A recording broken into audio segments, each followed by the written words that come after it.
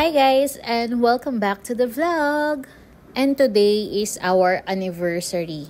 Second wedding anniversary. At para kami lang munang dalawa for today's video, iniwan namin si Phoenix kay mother. Isang araw lang naman ito at babalik din kami. And nag-decide kami na dito sa Mall of Asia yung date namin. Parang kailan lang.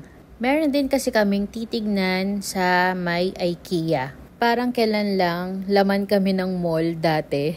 Nung mag-boyfriend-girlfriend pa lang kami. Pero ngayon, ang bilis ng panahon, 3 na kami na nagmo-mall. Dumaan kami dito sa merong Toys R Us. Kasi si Hubby, naghahanap siya ng Gundam. At syempre, ako din, naghahanap ako ng toys for Phoenix. Madami silang nakasale. So, sabi ni Hubby, kain muna daw kami. Saka kami iikot. Hi guys, and welcome back. So, ngayon, nandito kami sa Mall of Asia. Date namin kasi dalawa lang kami. Ang tagal na, no? Ang tagal. Oo, ang tagal na. Ulit. Kasi lagi namin kasama si Phoenix. Punta kami sa IKEA. And then, ayan, magde-date kaming dalawa lang. So, kakain muna kami sa IKEA. Habang papunta kami sa IKEA, nadaanan namin to along the way. Mga action figures, pero medyo pricey. Yung price nila parang 4,000 pinakamura. And then mga 20 plus na yung malalaki. Gumagawa rin sila doon ng diorama. So anyway, ayan, nandito na kami sa IKEA. Buti na lang walang masyadong tao at saka yung ambience talaga dito medyo maganda. Alam mo yun, pwede ka mag-chill-chill. Kakain muna kami kasi di pa kami kumain ng breakfast. For the customer names, Steve Doganas. O diba, ayan, wala nang nakapila dito sa wall na to kasi diba minsan may nakapila pa dyan. Tapos yung pila din dito sa kuhaan ng food is konti lang. Kami na agad yung sinerve ng food. So, nag-chocolate cake lang kami and then meatballs, tapos wings, and then pasta and salmon. May free na coffee kapag meron ka membership. Maganda kumain dito sa IKEA kasi very spacious ng kanilang dining area. Alam mo yung parang social siya na food court na hindi masyadong crowded at very affordable ng mga food nila. Depende na lang sa pipiliin nyo talaga. Yung chicken nila okay lang, kaso medyo dry lang ng konti. Si Hubby naman, naasiman siya dun sa pasta. Yung salmon and meatballs, okay naman sila. Ganun pa rin yung lasa, walang pinagbago. Pag nagtitimpla talaga ako ng coffee dito sa IKEA, hindi ko makuha yung tamang lasa. Minsan sobrang pait, minsan naman sobrang tamis. Meron sila ditong mga naka-sale pero hindi ganun ka-markdown. Nandito kami ngayon sa mga cabinets, mga glass cabinets. Kasi tumitingin kami para dun sa kanyang mga Gundam and ibang action figures. So ito yung nakita namin, merong 2-door at meron lang din yung katabi, yung matangkad. Nasa 5,990. Umikot lang muna kami ulit kasi nandito naman kami sa showroom. Kapag bibilhin naman namin, pwede kaming bumaba sa second floor.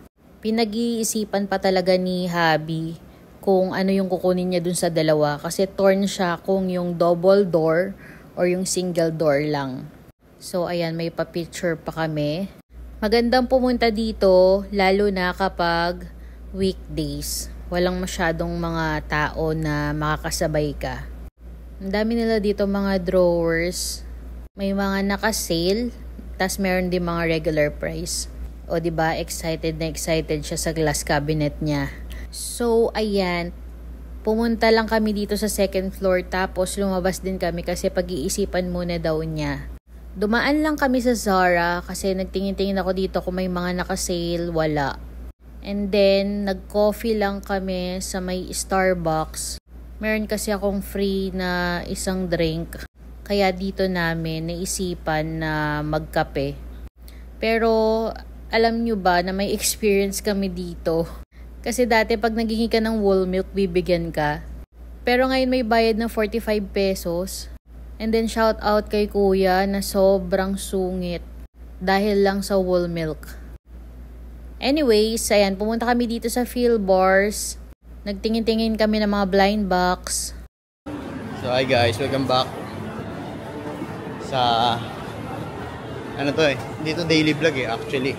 Ano to parang anniversary date of Adulting 101 Parents edition. Ang ginawa natin, kumain, nag-Starbucks, naglibot, tumingin ng mga pwedeng furniture sa bahay. Samantalang dati, ginagawa natin, tumatambay ng buong magdamag sa Starbucks. Ngayon, nakabantay sa CCTV. Hindi ko pala kita pag gano'n. Pero pag ganito, okay lang. At least wide angle, no? Ganda.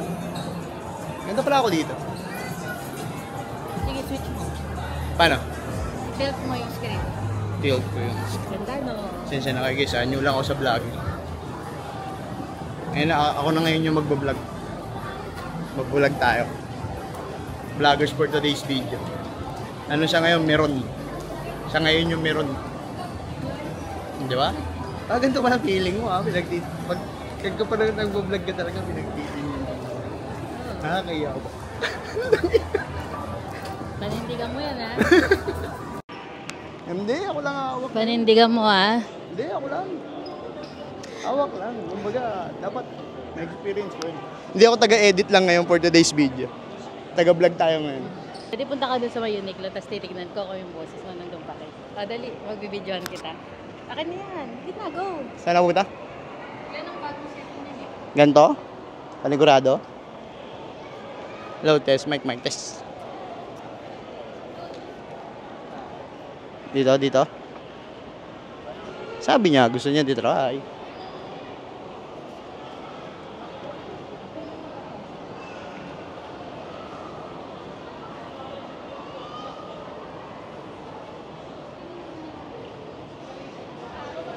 Hello.